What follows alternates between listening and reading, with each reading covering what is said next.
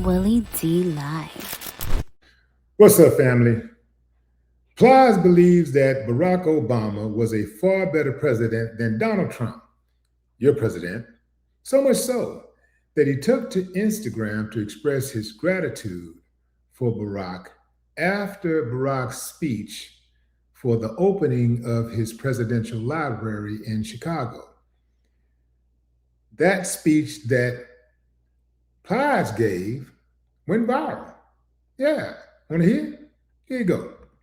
Hey, this real quick. I ain't finna bore nobody with my political commentary today, but I was just literally running in the house real quick to grab something and actually had the TV on and had the opportunity to really listen and watch the Obama speech today at the opening of the Obama Center. And I ain't gonna even BS you. Like, I literally stood in front of that TV as if it was a presidential speech. And I was just, I don't know, I was just stuck. Like, I felt like I was just in awe of what I was watching. Just from the professionalism to how he articulated himself to the points he was hitting on to, and not only just him, Michelle as well. And it really made me realize and understand how far we had fallen as a country. And it made me realize that the person who was currently occupying the White House, how unworldly that individual was.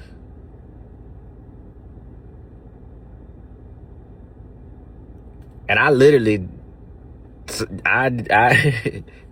just sighed. I was speechless. Like, I said, man, this is crazy. When you watched Obama speak today. Let me just say this, family. What Barack Obama says when he speaks it's good stuff, right? You know, he's a great orator, right? But it wouldn't stand out as much if Trump was not in office. If Trump was not the president of the United States, Barack Obama's speeches would be and comments would still be high up there, but it wouldn't be so far high up there that people go, what happened? Wow, that's how a president is supposed to talk. Wow, he has respect. He's intelligent. He has dignity. You remember, that was a time when George Bush was as bad as it got. George W. Bush was as bad as it got. We was like, oh, good Lord, thank God he's gone. Then Barack came in and pretty much restored the decorum order, right? And then came Trump, the worst of the worst, a straight up slowpoke dummy with no class, no intelligence, no integrity. The dude said that he befriends people based on their loyalty to him, not to country, not to other human beings or righteousness or to God or any of that, to him.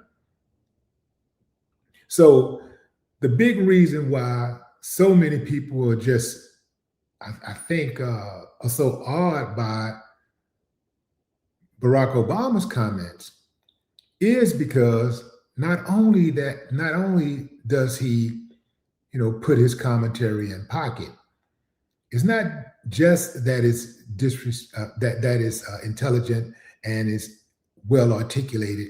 It's because they're comparing him to who? Donald Trump. I mean, who will go down in history as the greatest failure of all presidents for now. And I'm only saying for now because we never thought we'd get to this point where a president could be this bad. We never thought this would ever happen. So that means if it happened once, it could happen again. Now you keep in mind, He's up against slave owners and everything. Yeah, anyway. And I said to the people that supported that in regards to the guy who's currently occupying the White House, I said one thing that he understood, that it was a portion of these people in this country who did not like to see what America had become. And what they didn't like to see that America had become is that America had started becoming too much of an opportunity for everyone. Boom. And he understood the hate and the divisiveness. He understood that it was a pocket of people that hated to see what this country had become. And that was just simply opportunity for other people. And he tapped into that, told them they was losing their country, and he gave them everything that they wanted to hear.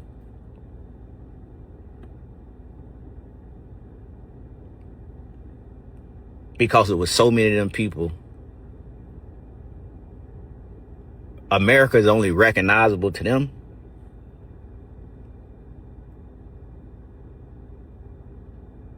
when it's one race that's dominating. Mm-hmm. And I said, damn, this is what this was all about.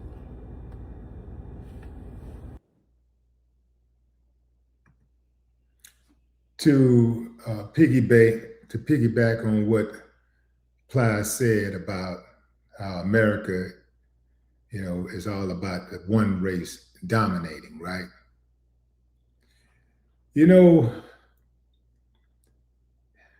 It's really sad that people are in this country that think like that. If we are, let me put it like this. How can I put it? Let's say we live in a community together, right? Let's say everybody listen to me right now. We all live in the same community, right? We live in the same neighborhood. If I fix my house up, if I improve the condition of my house, I got the paint, I got the fresh paint. I done took care of the yard. Now my lawn looking good. It's green. I got my driveway is paved with I got pavers on my driveway, real nice stones. I got nice lighting and everything. So when you pass by my house, you're like, whoa, wow, that has a very nice curb appeal. If my neighbor has a problem with that, see, that goes to show you how ignorant my neighbor would be. Because if I improve the condition of my house, then the condition of my neighbor's house, the value of my neighbor's house goes up, right? And if my neighbor improves the condition of his home, then the value of my home goes up. Even if I don't even make any repairs, if I don't make any improvements, the value of my house goes up because the value of my neighbor's house went up. So when I see Americans doing well, I've never been intimidated by another American, no matter who he was, doing well. When I see people doing well, I'm like, must be nice. How you do that? I want to know how they did it. And if I think I can do it, I want to do it like they're doing it. I want to ask them how they did it. I want to get in on it, Hey, man, how we, it don't matter what color the person is. I want to get in on it. But there are people in this country who only think that they're doing well if others are doing bad. And it don't matter how well they're doing. This is why sometimes you have people who live in affluent neighborhoods who see people that don't look like them move into affluent neighborhoods and they want them out. They can't stand looking at them. They're mad at them for being able to afford living where they live. See, it's not just that they're mad at their color. They're projecting because in their mind, the deck is stacked in their favor. So you shouldn't be able to afford to live where they live. And that more than anything angers them. Oh yeah, I know you. I studied you. I studied you. Yeah. They are mad because in their mind, they thought they were doing okay. Next thing you know, here come them or those people that look like them. Wait a minute. How did they move over here? You know, they're doing just as good as I'm doing. Now they're mad. It shouldn't matter what a person looks like. A good neighbor is a good neighbor. Some of these people are so messed up in the head that they'd rather have an uncivilized mutt that looks like them living in that house rather than a good, wholesome, decent, hardworking family. They would rather have somebody that looked like them who preys on the community. Might be somebody that's been living in that same house for 30 years. Nobody in the neighborhood likes him. He don't get along with any of his neighbors. But are they trying to force him out? No, they just cope. They just deal with it. But let somebody move into the house that don't look like them, and from day one, they're raising hell and trying to get them out. That's a sickness, man. That's sick. They're sick in the head. So this is why it's nothing you can do to help these type of people. It's nothing you can say. There is no amount of intelligence that you can have. There's no amount of money that you can gain. There is no luxury car you can buy, big home, neighborhood, none of that. No title that you can have, doctor, scientist, that don't mean nothing to an uncivilized mutt who thinks that their SHIT don't stink just because of the color of their skin. You cannot impress them. So why try? Why do some of y'all go out of your way to kiss their ass and get along with them? They don't like you and they don't respect you. Just because they got you around don't mean they respect you. It does not mean they respect you. It means that, oh, we're not right because we got a black friend. We got that's such. But the black friend that they had, or one black friend that's in the crew, always the butt of the jokes. He don't have any respect.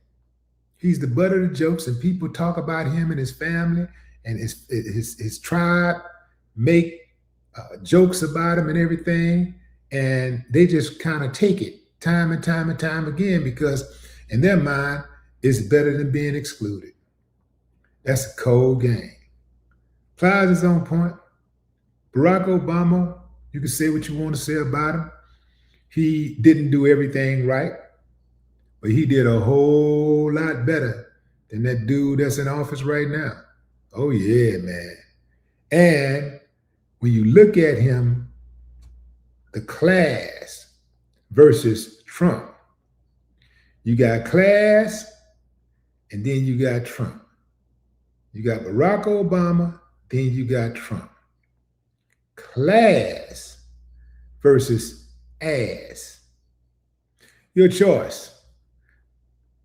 No more talk.